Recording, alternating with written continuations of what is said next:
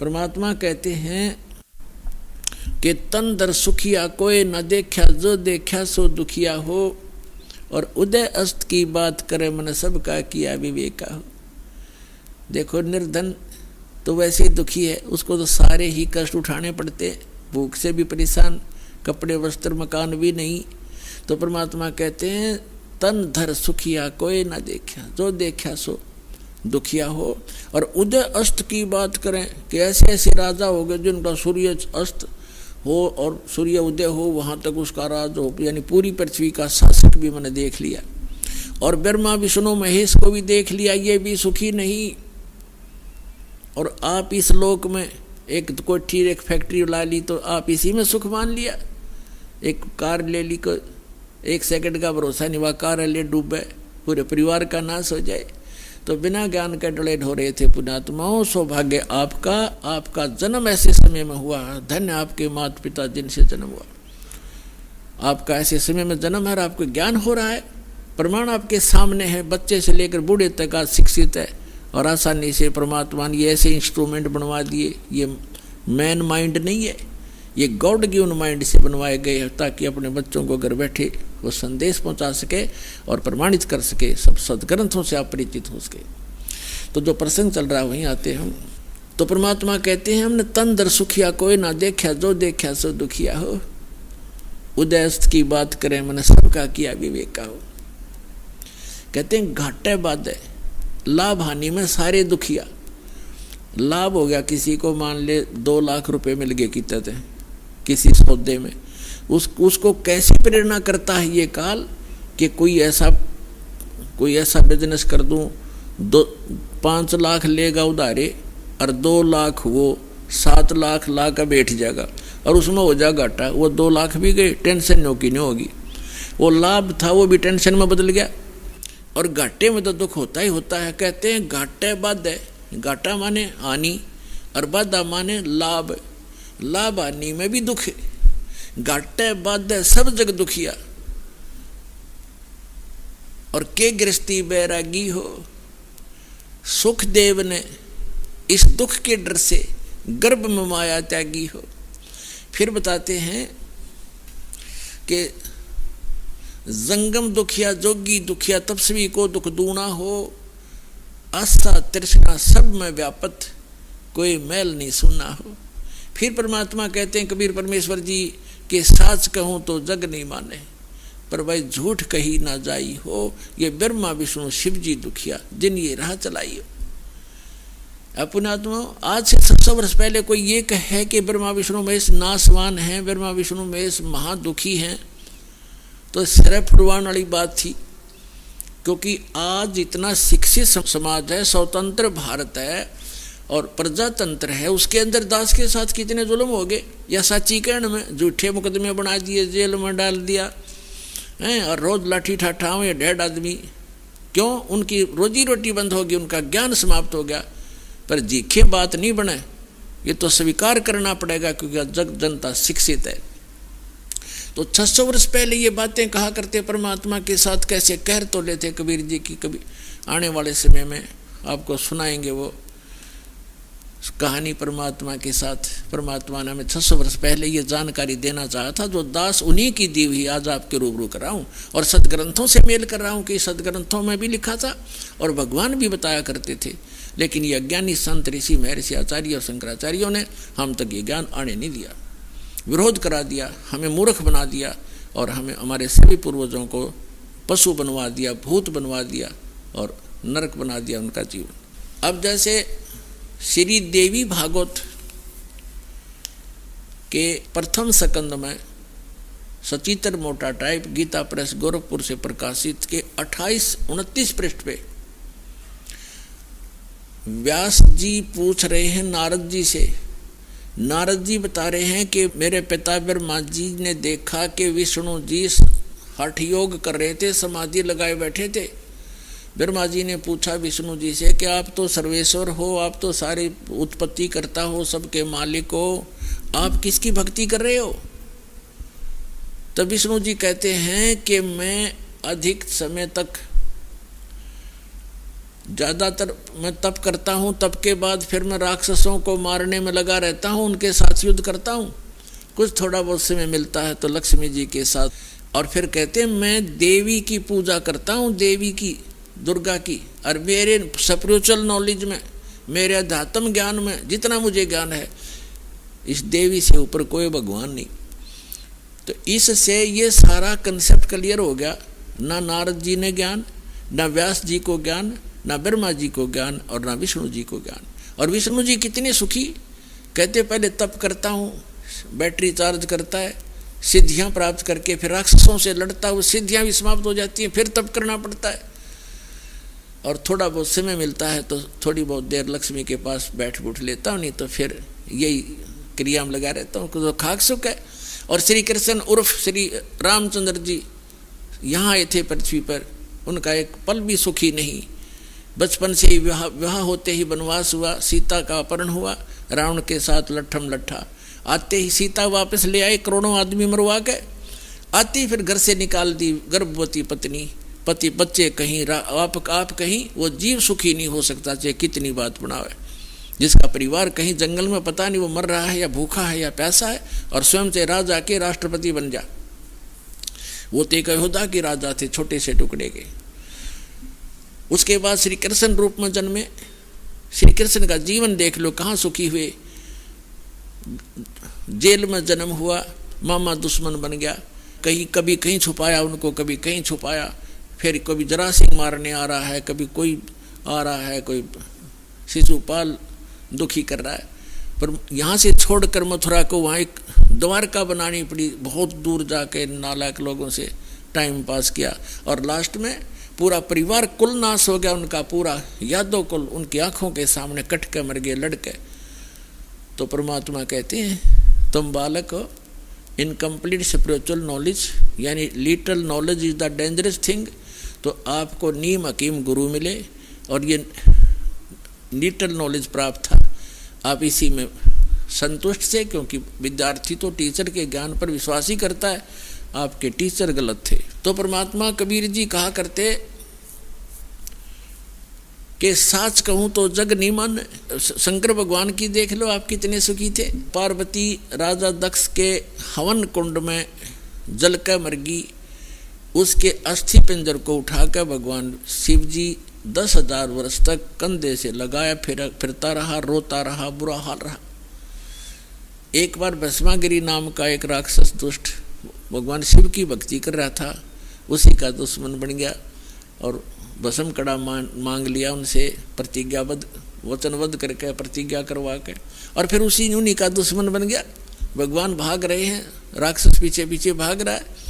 तो परमात्मा कहते हैं आप जी इतने रंग गए इस अज्ञान के रंग में कि ये बात सुनकर भी प्रसन्न नहीं हो, आपने ये सुननी पड़ेगी। जय कल्याण चाहते हो, ये सुननी पड़ेगी। तो क्या बताते हैं भगवान के साच कहूँ तो जग नीमन, और झूठ कही ना जाई हो, और ब्रह्मा विष्णु शिव जी दुखिया जिन ये राह चलाई हो। फिर बताते हैं कि सुरपति दुखिया भूपति दुखिया, रंग दुखी व प्रीति हो, कहे कबीर और सब दुखिया, एक संत सुखी मन जीती हो। कहते हैं सुरपति, आप तो देखो निर्धन समझता है धनवान सुखी, धनी व्यक्ति सुखी होगा। अब धनी सोचता है कि ये राजा लोग सुखी होंगे, राजनेता सुखी होंगे। अब राजा लोग कहते हैं कि स्वर्ग में सुख होगा, यहां तो हम कति दुखी। स्वर्ग के देवता ये समझते हैं कि इंद्र सुखी है, हम तो इसके अधीन है, पराधीन, सुख सपने ही नाई। अब इंद्र सपने में भी सुख नहीं इंद्र को। इंद्र की ऐसी दुर्गति आप पुराणों पढ़ कर देखो। एक दुर्वासा नाम के ऋषि थे, उसने इंद्र को एक माला भेंट कर दी। इंद्र हाथी पर बैठा जा रहा था, इंद्र ने वो माला हाथ में ऊपर से ही पकड़ दी हाथी पर ही, और हाथी के आगे एक प्लेटफार्म सा होता, काफ़ी चौड़ा स्थान हाथी का, वहाँ रख देते हैं। हाथी ने वो सूंड से पकड़कर माला और नीचे पटक दी।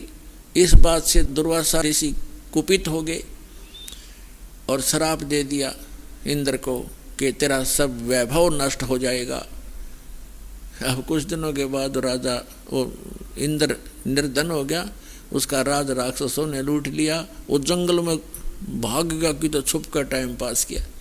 और भी पता नहीं कितनी कथाएं इस इंद्र के बारे में, बहुत कहने। इसका एक बार एक ऐसी बीमारी लाग गई तो परमात्मा कहते हैं सुरपति दुखिया भूपति दुखिया रंक दुखी बपरीती हो, कहे कबीर और सब दुखिया एक संत सुखी मन जीती हो, संत सुखी मन जीती हो। तन दर सुखिया कोई न देखा, जो देखा सो दुखिया हो। उदय अस्त की बात करते हैं, मन सबको कियो विवेका हो, सबका किया विवेका हो। सुरपति दुखिया, भूपति पूरी पृथ्वी का मालिक भी दुखिया, राजा दुखिया। और रंग दुखी बपरीती हो, रंग निर्धन तो स्वाभाविक दुखी है। फिर परमात्मा कहते हैं कह कबीर और सब दुखिया एक भक्त संत सुखी मन जीती हो। जिन्होंने अपने मन को जीत लिया केवल वही सुखी हो सकता है, और कोई प्राणी इस पृथ्वी 21 ब्रह्मांड में सुखी नहीं। अब मन जीती कौन होगा? अब मन को जीतना कोई बालकों का खेल नहीं है। मन को कोई रोक भी नहीं सकता। गीता ज्ञानदाता ने अर्जुन से कहा कि मन को जीत के इंद्रियों को काबू करे। तब अर्जुन ने कहा कि हे भगवान, इस मन को जीतना तो बड़ा कठिन है। तो गीता ज्ञानदाता भी इसी बात पर कहता है कि इस मन को रोकना तो अर्जुन वायु को रोकने के समान है। तो यहाँ परमात्मा ने जो अध्यात्म जो कंप्लीट स्पिरिचुअल नॉलेज है, संपूर्ण अध्यात्म ज्ञान है, जिसको तत्व ज्ञान कहा है, उस सूक्ष्म वेद में परमेश्वर ने बताया है कि इस मन को रोका नहीं जा सकता, इसकी दिशा बदली जाती है। और जिस स्पीड से ये बुराइयों में ग्रस्त है, जिस स्पीड से बुराई कर रहा है, धन जोड़न में कति समर्पित है, या शराब पीने में लगा हुआ है, या कोई और डाकू बन गया है, चोरी करने में पूरा जो है स्पीड खींच रहा है, इसकी दिशा बदल दी जाती है इस तत्व ज्ञान से। अब आगे बताएंगे, आज के प्रसंग में यही होगा। अब क्या प्रसंग चल रहा है कि 7वें अध्याय के 29वें श्लोक में कहा है कि इस तत्व ज्ञान से परिचित होने के उपरांत प्राणी केवल जरा और मरण से ही छूटने का प्रयत्न करता है, और वो तत्ब्रह्म से परिचित हो चुका है। 8वें अध्याय के प्रथम मंत्र में, गीता अध्याय नंबर 7 में केवल 30 मंत्र हैं। 29 में तो ये कहा है कि जो जरा और मरण से छूटने का प्रयत्न करते हैं, यानी वृद्ध अवस्था के डर से और मृत्यु के भय से, इस दुख से छूटने का जो प्रयत्न करते हैं, वो तत्ब्रह्म से परिचित है, सारे अध्यात्म से परिचित है और सभी कर्मों से परिचित है। 7वें अध्याय के 30वें मंत्र में सिर्फ इतना कहा है उस गीता ज्ञानदाता ने कि जो मेरे सत्य का ज्ञान रखते हैं वो मुझे ही जानते हैं और मुझे ही मानते हैं। फिर 8वें अध्याय के प्रथम मंत्र में अर्जुन ने प्रश्न किया कि हे भगवान, जो आपने 7वें अध्याय के 29वें श्लोक में जिस तत्ब्रह्म की जानकारी दी है कि उसको जानने के पश्चात ये साधक केवल जरा और मरण से छूटने का प्रयत्न करते हैं, यहाँ की किसी वस्तु की डिमांड नहीं रखते, तो किम तत्ब्रह्म, वो तत्ब्रह्म क्या है? 8वें अध्याय के 30वें श्लोक में श्रीमद् भगवत गीता में गीता ज्ञानदाता ने कहा कि वो परम अक्षर ब्रह्म है, यानी गीता ज्ञानदाता से अन्य है और वो तीसरे नंबर का प्रभु है। अब हम फिर आते हैं गीता अध्याय नंबर 15 के श्लोक 16 और 17 पर। श्रीमद् भगवत गीता अध्याय नंबर 15 के श्लोक नंबर 16 में दो पुरुष, सरपुरुष और अक्षर पुरुष, इन्हीं को सरब्रह्म भी कह सकते हैं, इसको अक्षर ब्रह्म भी कहते हैं, इनके अन्य पर्यायवाची नाम हैं। और गीता अध्याय नंबर 15 के श्लोक 16 में कहा कि दो पुरुष हैं, एक सरपुरुष और एक अक्षर पुरुष, और ये दोनों नाशवान, इनके अंतर्गत जितने प्राणी हैं वो भी नाशवान, जीवात्मा तो किसी की भी नहीं मरती, हो तो कुत्ते की भी ना मरती, गधे की भी नहीं मरती। इसके तुरंत पश्चात गीता अध्याय नंबर 15 के श्लोक नंबर 17 में गीता ज्ञानदाता कहता है कि पुरुषोत्तम तो कोई और है। उत्तम पुरुष कहो चाहे पुरुषोत्तम कहो, पुरुषोत्तम तो कोई और है। उत्तम पुरुष है तू अन्य, ये इन दोनों से कोई और है। सरपुरुष और अक्षर पुरुष से, सरपुरुष कहो सर ब्रह्म कहो, अक्षर पुरुष कहो अक्षर ब्रह्म कहो, इनसे कोई और है, अन्य है, हटकर है, सेपरेट है। और परमात्मा इति उदाहरते, वही वास्तव में परमात्मा कहा जाता है। अपने आत्मा जिस लोक में आप रह रहे हो, कोई फ्लड से मर रहे हैं, कहीं भूकंप आ गया, किसी कोई कैंसर से पीड़ित है, किसी का वैसे एक्सीडेंट में मर जाते हैं, कोई किसी तरह दुखी है, कोई भी टेंशन से फ्री नहीं है, तो जिस लोक में हम रह रहे हैं क्या ये परमात्मा का लोक हो सकता है? परमात्मा का अर्थ होता है श्रेष्ठ आत्मा जो दुख देख नहीं सकता अपने बच्चों का। ये सतलोक है वो स्थान जहाँ परमात्मा का अपना स्थान है। ये तो एक रिजेक्टेड प्लेस है। जैसे फॉर एग्जाम्पल आपको बताएं, पुराने समय में पहले यहाँ भारतवर्ष के अंदर राजा लोग जो दंडित करते थे, कोई नागरिक स्त्री या पुरुष हद से ज़्यादा ही जो अनियमितता रखती थे, ऐसा जुल्म कर देते थे, उनको ऐसी सज़ा देते थे, उनको काला पानी छोड़ दिया दे। काला पानी, वो काला पानी था इंडोमान निकोबार द्वीप, जो समुद्र के बीच में चारों तरफ से घिरा हुआ समुद्र से और अपने भारत से हजारों किलोमीटर दूरी पर। तो उसको वहाँ पर नौका से छोड़ाते थे और वापस आ जाते। तो फिर वो किसी तरह रहो वहाँ पर, वो पनिशमेंट प्लेस था, वो सजा का स्थान था। वहाँ ना कोई मकान था उनके लिए, ना खाने की व्यवस्था थी, थोड़ा बहुत जैसा भी वहाँ घास फूस उनको मिलता था वहाँ खाओ, ना कोई न्याय था वहाँ पर। कोई किसी ने पीटो, कोई किसी को किसी तरह दुखी करो, तगड़े हों वो उनको पीट छेत लें, जैसा जुल्म उनके साथ करो करते रहो।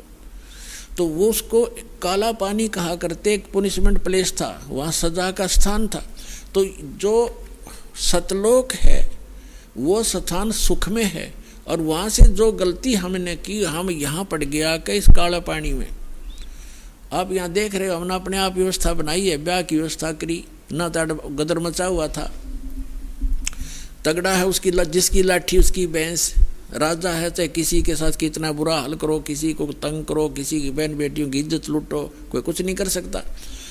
और यहाँ मकान मकून हमने बना लिए ना, तो सिर फुटो, ओले पड़ो, सिर फोड़ दें, गर्मी सर्दी में दुख पाओ, थोड़ी बुद्धि अपना, तो हमने अपने झूपड़ी गाड़ लिए, मकान बना लिए, तो लोग ठीक नहीं है।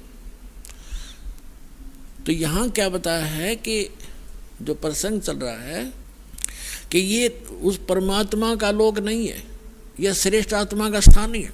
तो परमात्मा उसे कहते हैं जो केवल सुख दे और साथ में दुख दे, वो परमात्मा नहीं रहा, वो श्रेष्ठ नहीं रहा। अब यहाँ कहते हैं जैसा कर्म कोई गलती करता सजा तो भोगेगा। तो यह गलती करता क्यों है? हम गलती करने की आवश्यकता क्यों पड़ी हमने?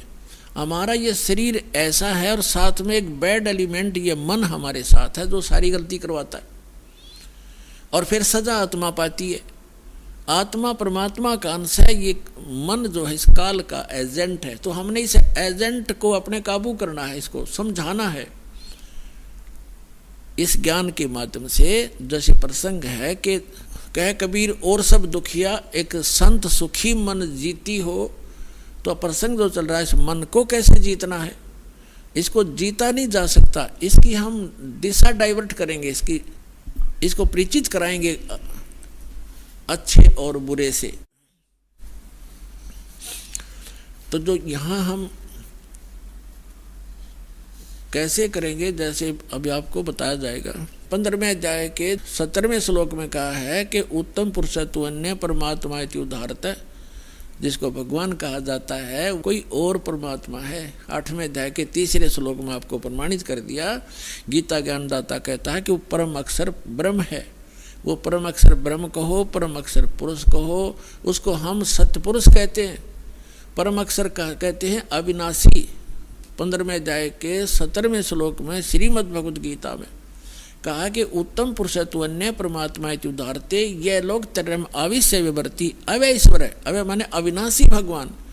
तो परम अक्षर ब्रह्म का अर्थ होता है वास्तव में अविनाशी। हम उसे सत्य पुरुष कहते हैं संत लैंग्वेज में। परमात्मा ने जो ज्ञान बताया है वो अपनी ही महिमा आप ही बताई है कि वो सत्य पुरुष मैं हूँ। हम ही अलख अला हैं कुतुब गोस और पीर, गरीबदास खालिक धनी हमरा नाम कबीर। अपनी महिमा को बताने के लिए भगवान स्वयं ही आते हैं परमात्मा। और वो बार बार अपने आप को भगवान नहीं कहते, क्योंकि हमारी जो बुद्धि थी वो दूसरे रंग में रंगी हुई थी कि भगवान निराकार है, और यदि साकार है तो राम और श्री कृष्ण है और नहीं बस। इसलिए भगवान ने अपना परिचय भी दिया। जब हमारी कुछ देखा कि इनमें कुछ कड़वापन आता है, इनको अभी स्वीकार नहीं कर पा रहे हैं, तो फिर अपने आप को छुपा कर कहते हैं कि वो परमात्मा सतलोक में रहता है, वो सत्य पुरुष है, वो सारी सृष्टि का रचनहार है। वहाँ जाने के बाद मृत्यु नहीं होती और वहाँ कोई प्राणी दुखी नहीं है, वहाँ वृद्ध अवस्था नहीं है और वहाँ पर मृत्यु नहीं होती, आपका परिवार होगा। तो इसलिए वो अपनी महिमा को बताने के लिए भी अपने आप को छुपा कर ही कह रहा है। अब जो प्रसंग चल रहा है कि इस लोक में कोई प्राणी सुखी नहीं है और केवल एक मन को जीतने वाला ही सुखी हो सकता है। अब मन को जीतना कैसे है, उसके लिए आपको आज का जो सत्संग दास सुनाना चाहा था अब प्रारंभ कर पाऊंगा। अभी तक तो इसकी भूमिका बनी है। आज का सत्संग है कि तीन प्रभुता मान्या करते श्री ब्रह्मा रजगुण, श्री विष्णु सतगुण और श्री शिव जी तमगुण। हम केवल इन्हीं को मानते थे और भूल भटक कर कोई एक आधा कहता था कि कोई ब्रह्म है। ब्रह्म इससे आगे ज्ञान देने वाला इस पृथ्वी पर नहीं हमने पाया, केवल परमात्मा या परमात्मा से परिचित उन महापुरुषों को छोड़कर। उनकी अमर वाणी में ये प्रमाण पहले ही था, उसको हम समझ नहीं सके, बेशक पढ़ते रहे। और फिर तीन पुरुष, इनसे हटकर वास्तव में तीन पुरुष कौन है? सरपुरुष 21 ब्रह्मांड का स्वामी, जिसको ब्रह्म काल कहते हैं, ज्योति निरंजन भी कहते हैं। और दूसरा अक्षर पुरुष, जिसको अक्षर ब्रह्म भी कहते हैं, जो 7 शंख ब्रह्मांड का स्वामी है। 7 शंख, नील, पद्म, शंख, ये गणित की रीति से समझा जा सकता है। और तीसरा जो परम अक्षर ब्रह्म है, गीता अध्याय नंबर 8 के श्लोक नंबर 3 वाला, गीता अध्याय नंबर 15 के श्लोक नंबर 17 वाला, वो असंख्य ब्रह्मांड का स्वामी। असंख्य यानी इंक्लूडिंग सरपुरुष एंड अक्षर पुरुष, इन सब के ऊपर जिसकी प्रभुता है उसको वासुदेव कहते। वासुदेव माने सब के ऊपर जिसकी प्रभुता है वो वासुदेव है। वेदों में वासुदेव जो शब्द है वो पूर्ण परमात्मा के लिए है। और हमारे ऋषि महर्षि हमारे बच्चों के नाम वेदों के आधार से ही रखा करते थे। लेकिन जैसे आज कोई रामचंद्र नाम रखे हुए अपने बच्चे का, अच्छी बात है, रामचंद्र एक अच्छा नाम है, लेकिन वो रामचंद्र थोड़ा ही हो सकता, उसका बच्चा जो दशरथ का पुत्र था। तो शुभ नामों से हम अपना नाम अपने बच्चों का रखते रहे।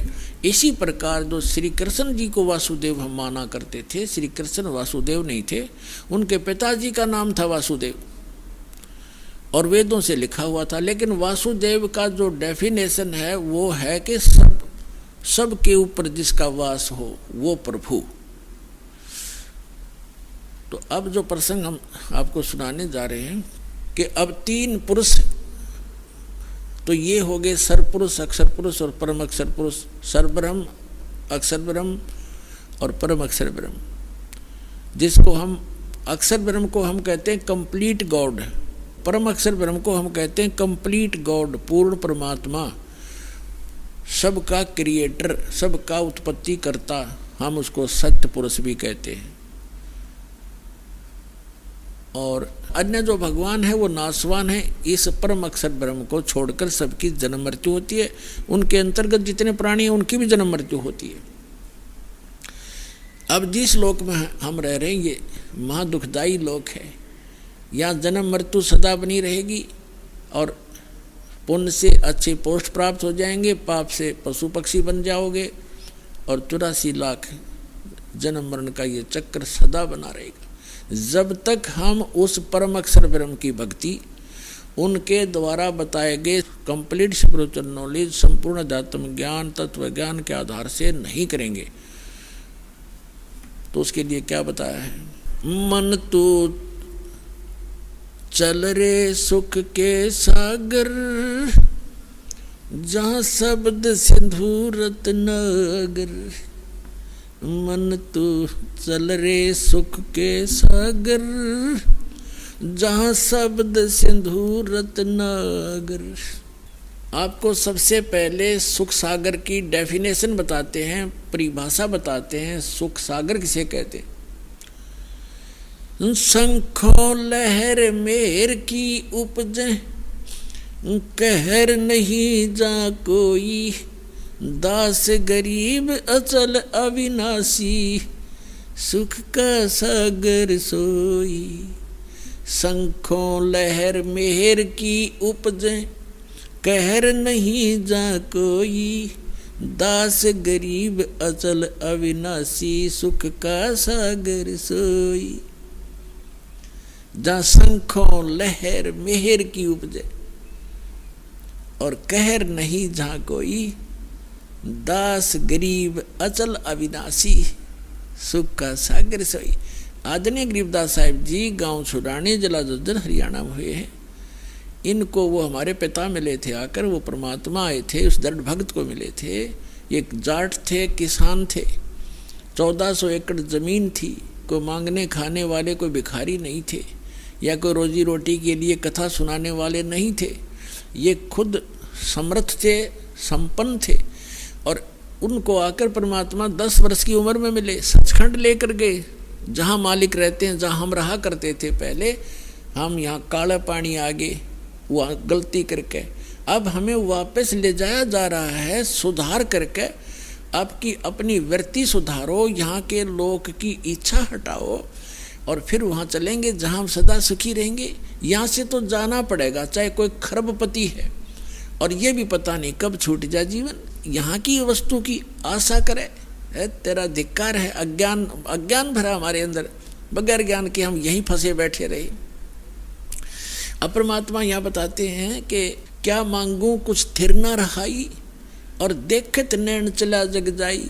1 लख पूत 1.25 लाख नाती, उस रावण के आज दीवान बाती। फिर बताते हैं कि कहे कबीर अंत की बारी, जैसे हाथ झाड़ कर चला जुआरी। अब परमात्मा कहते हैं क्या मांगोगे तुम यहाँ पर, क्या मांगोगे? जैसे संतान नहीं, एक पुत्र मांग लोगे, चलो वो भी दे दूंगा। कोई निर्धन है, धन मांग लोगे। क्या एक कोठी एक कार मांग लोगे, वो तो कोई बात बड़ी नहीं। फिर इस तो बन गया क्या? क्या बताते हैं कि 1 लाख पुत्र थे रावण के। अब उस टाइम बड़ा भगवान कोई नहीं मानता, क्योंकि हाँ हमारी एक ऐसी भावना बनी हुई थी कि जिसका लड़का है, लड़की को तो हम संतान नहीं मानना थे, ऐसी दुर्बुद्धि होगी थी हमारी। जिनके पुत्र है तो वो संतानवान और भागवान माना जाता था, और जिसका संतान नहीं कहते बस वो तो उसका शक्ल भी ना देखो सुबह सुबह, ऐसी धारणा भर रखी थी, लेकिन यह गलत थी। अब परमात्मा कहते हैं रावण के 1 लाख बेटे थे, अर्जा सत भक्ति ना करने से रावण की क्या दुर्गति हुई? अंत में कोई ज्योति जगाने वाला नहीं रहा, घर में दीप जगाने वाला नहीं रहा।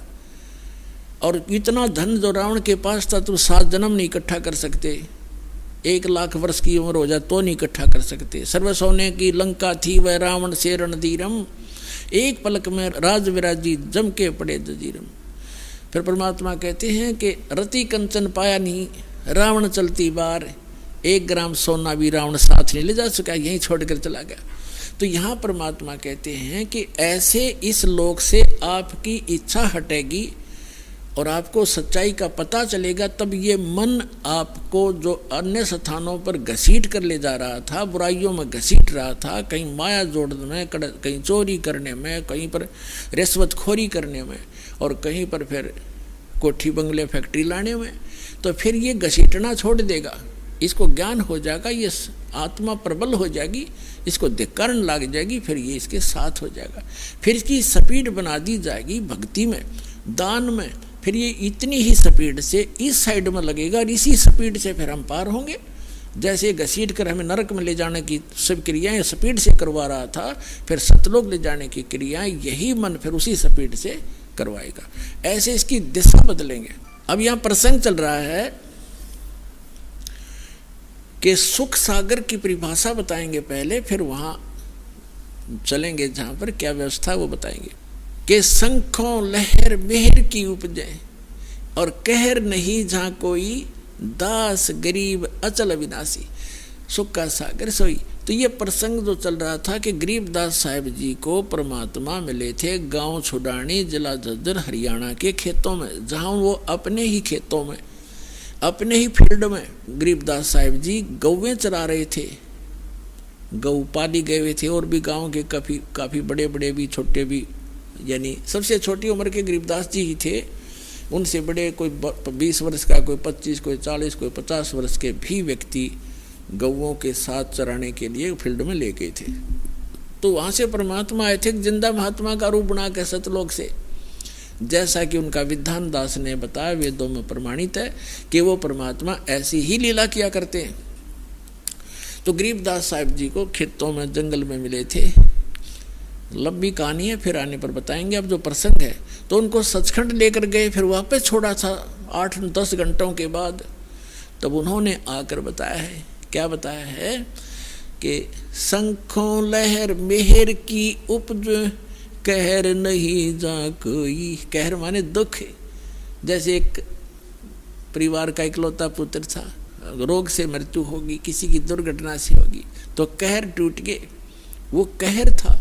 या हम किसी को सताने के लिए प्रयत्नशील होते हैं, या किसी और सारा दिन हम 2 रोटी के लिए ही जंग होते रहते हैं। तो कहने का भाव ये है कि वहाँ शंखों लहर मेहर की उपजे, कहर नहीं जा कोई, वहाँ कोई दुख नहीं। अब जैसे इस दास के साथ बहुत बार बनता है, पहले भी बनता था कि जैसे अकेला होता हूँ तो एक बार ऐसी हिलोर उठती है अंदर से, जैसे कोई कितना ही हमें सता रहा हो, कितना ही दुखी कर रहा हो, उसके प्रति भी दोष नहीं आता, उसके प्रति भी द्वेष नहीं होता, कोशिश करने से भी नहीं होता, सब अपने से लगते हैं। लेकिन वो होती है कुछ अक्षणों के लिए, और उसके जाते ही अंदर फिर वही गंध भर जाता है, वही राग द्वेष, वो ऐसा कर दूंगा, उसने ऐसे कैसे बोल दिया, वो क्या समझता है अपने आप को। तो वो सारा गोबर फिर अंदर जो का त्यों प्रभावित हो जाता है। तो गरीबदास साहिब जी कहते हैं उस सतलोक में जाने के बाद आपको ऐसा बॉडी मिलेगा जिसमें ना बीपी हाई हो ना लो हो, और वहाँ का आहार इतना अच्छा है, वहाँ विकार उत्पन्न होते ही नहीं, चाहने से भी नहीं होते। जैसे छोटा बालक है 2-3-4 वर्ष का, उसमें कोई विकार होता ही नहीं, कोशिश करने से भी नहीं हो सकता। काम क्रोध मोह लोभ अहंकार, उसमें कुछ होता है नहीं।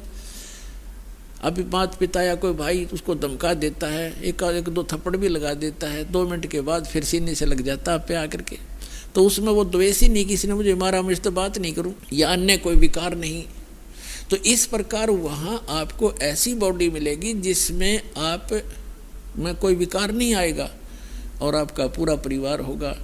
तो वहाँ कोई गलती कराने वाला अन्य एलिमेंट नहीं होगा, तो वहाँ हम सुखी हो सकते हैं। तो क्या बताते हैं, मन तू चल रे सुख के सागर, जहाँ शब्द सिंधु रत्नागर।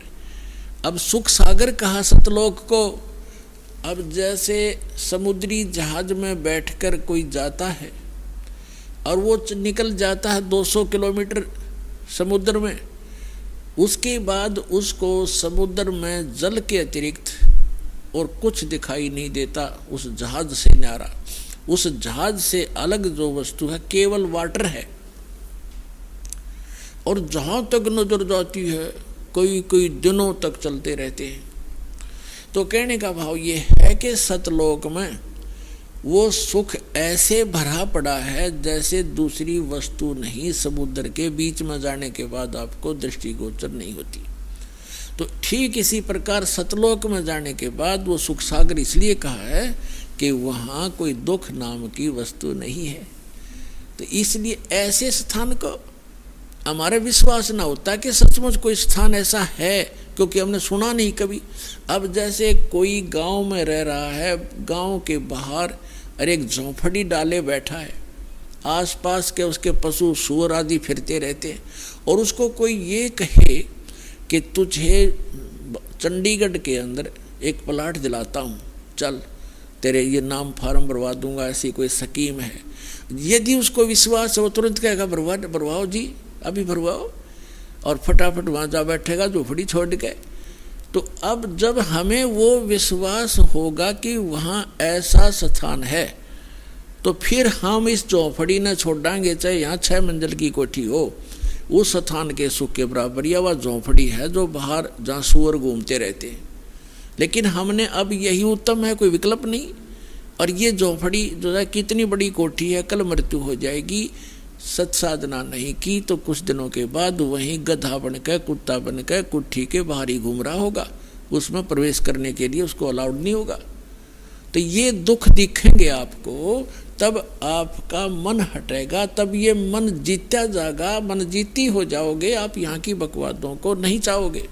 अब इस ज्ञान के माध्यम से आपको पता चलेगा, यदि आज हम किसी का धन चोरी करते हैं, रिश्वत लेते हैं, तो आगे आपको आने वाले जन्मों में उसका प्रतिफल देना पड़ेगा। कोई भैंस बनकर देगा, कोई कुत्ता गधा बैल बनकर, कुत्ता रखवाली करेगा, बैल बनकर उसके खेतों में जोतेगा, कोई भैंस बनकर, गाय बनकर, वो वापस करने पड़ेंगे, कोई गधा बनकर, कोई ऊंट बनकर, घोड़ा बनकर। तो क्यों पंगे में पा दें हम? और किस लिए करते हैं लूट खसोट, किस लिए करते हैं माया जोड़ी, रिश्वतखोरी, डाके? हम किस लिए करते हैं? हमने अपनी परंपराएं बिगाड़ ली। मनुष्य जीवन मिला था केवल भक्ति करने के लिए, और मनुष्य जीवन का मूल काम हम भूल गए। हम यहाँ की परंपराओं को बनाकर इसमें अपनी शान शौकत समझने लग गए। किसी के पास धन हो गया और उसने लड़की का विवाह करने लगा, तो उसने लड़की के विवाह में कि उसके पास पैसा है, चाहे कहीं से भी प्राप्त है, पूर्व संस्कार से है या 2 नंबर से किया है, तो उसने लड़की के विवाह में सारे फंड कर दिए, डीजे बजाना, फलाना करना, इतने व्यक्ति बुलाने हैं, ऐसा धन देना है, इतना दान दे दिया, कुट कार दे दी हैं। अब उसने तो दे दी, उसने तो बकवाद कर दी क्योंकि पैसा है। अब गरीब आदमी की लड़की का जब विवाह होता है तो आत्मा तो उसकी भी रोती है।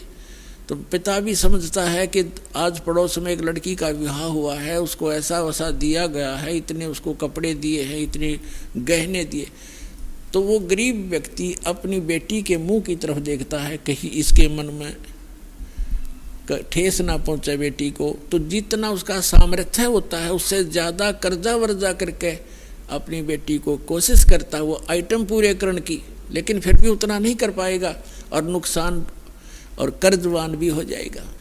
तो ये जो बकवाद हमने शुरू कर रखी है ये ख़त्म करनी पड़ेंगी।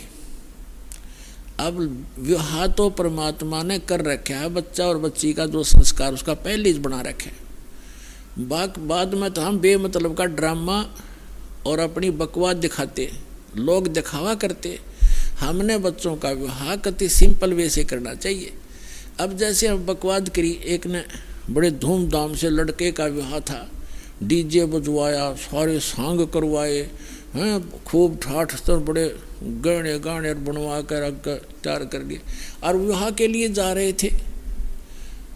और वो लड़के दुल्हे वाली गाड़ी जिसमें 7-8 3-4 घर के रिश्तेदार दामाद उसके बैठे हुए थे, यानी उस लड़के के जीजा वगैरह बहनोई, और वही कार टकरा गई एक ट्राले से।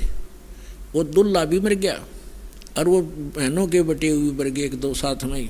वह कुंबा गानी होगी।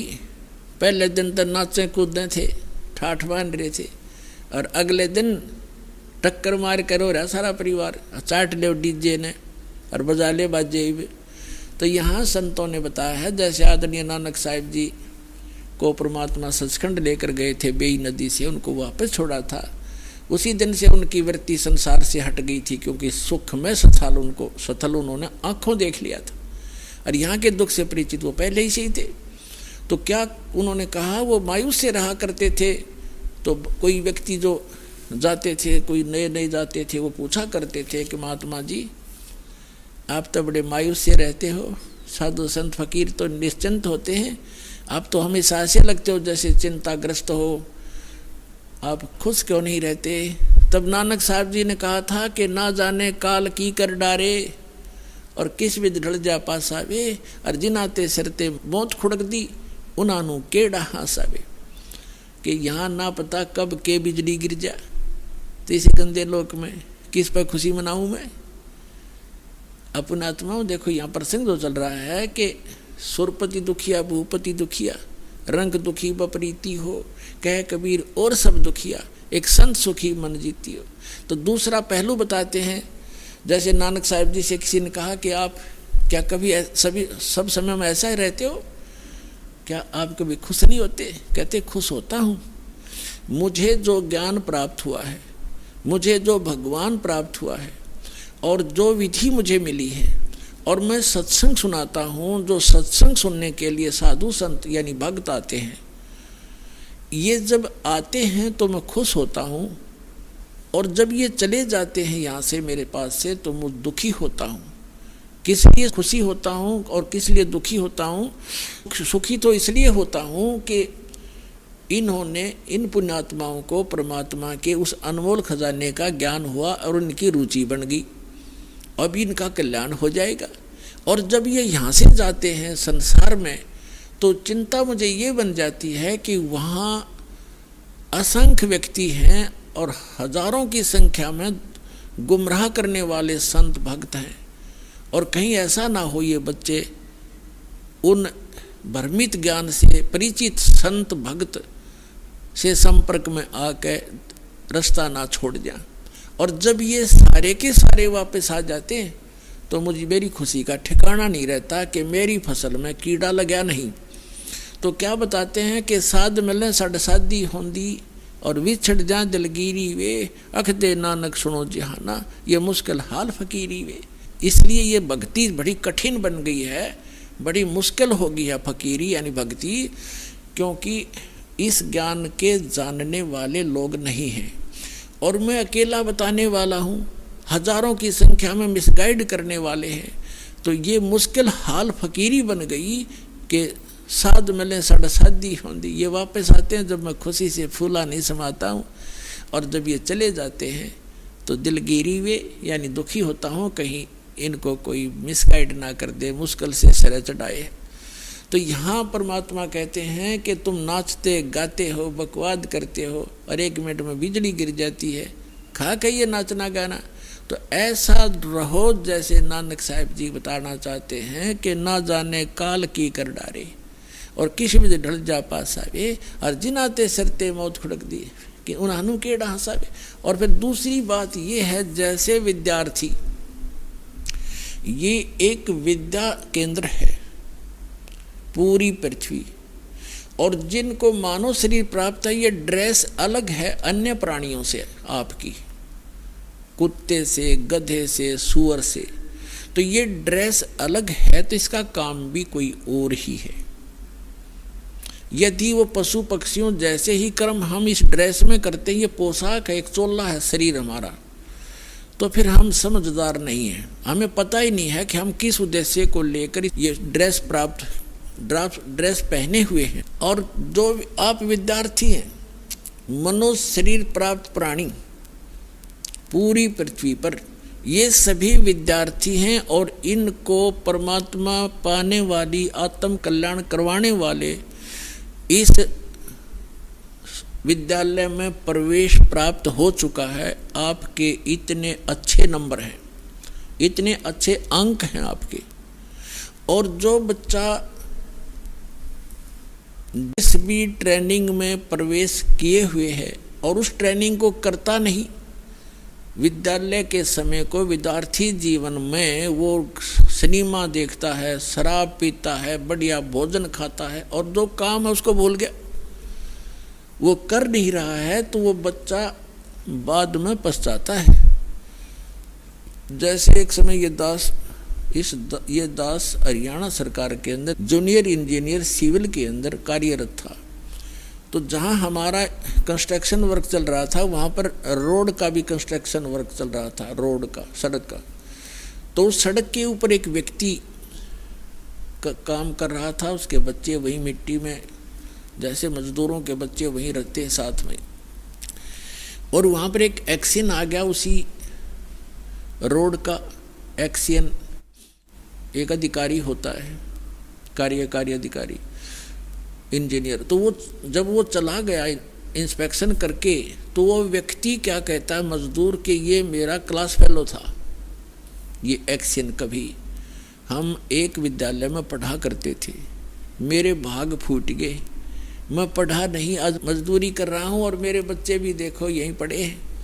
और ये पढ़ गया, समय का सदुपयोग कर गया, आज देखो कारों में चलता है, इसके बच्चे पंखों के नीचे कोठियों में लेटे हुए हैं।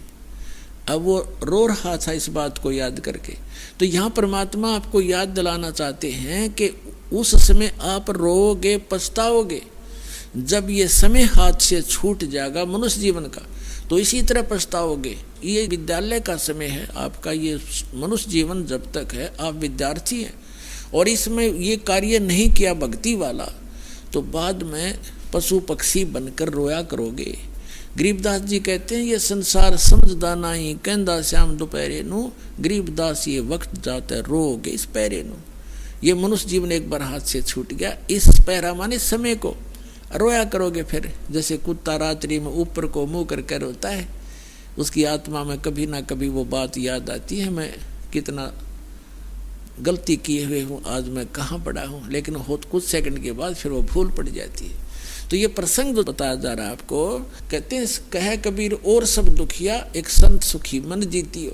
अब आपने ये उद्देश्य बनाना पड़ेगा कि हम विद्यार्थी हैं, मनुष्य जीवन प्राप्त प्राणी, चाहे स्त्री का है चाहे पुरुष का, ये मानव शरीर कहा जाता है।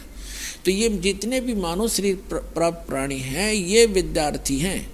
इनका उद्देश्य परमात्मा पाना, आत्म कल्याण करवाना है। वो दूसरी बात है कि किसने कौन सी ट्रेनिंग कर रहा है। जैसे कोई विष्णु की साधना कर रहे हैं तो वो ट्रेनिंग उसकी न्यारी है, स्वर्ग तक की पहुंच है, वहाँ से फिर वापस जन्म मृत्यु सदा बनी रहेगी।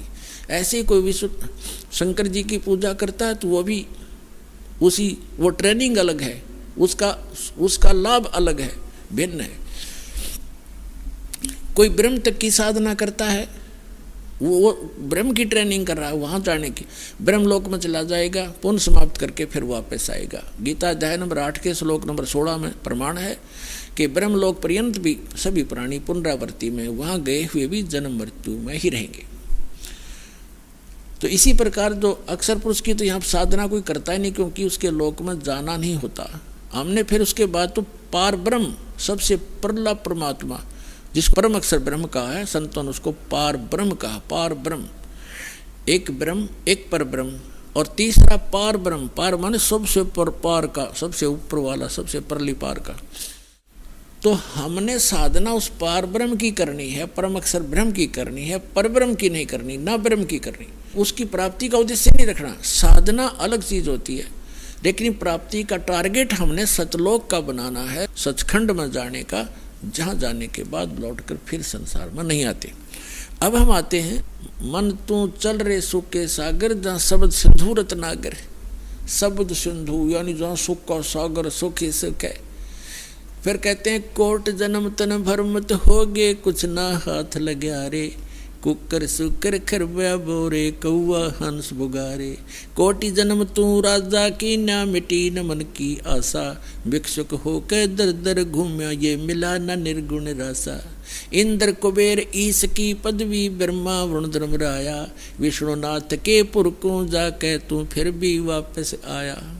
असंग जन्म तन मरत्या हो गे, जीवित क्यों न मरे रे, द्वादश दर महल मठ बोरे, बहुर न दे धरे रे। फिर बताते हैं दोजक भिष्ट सभी तैं देखे राजपाट के रसिया।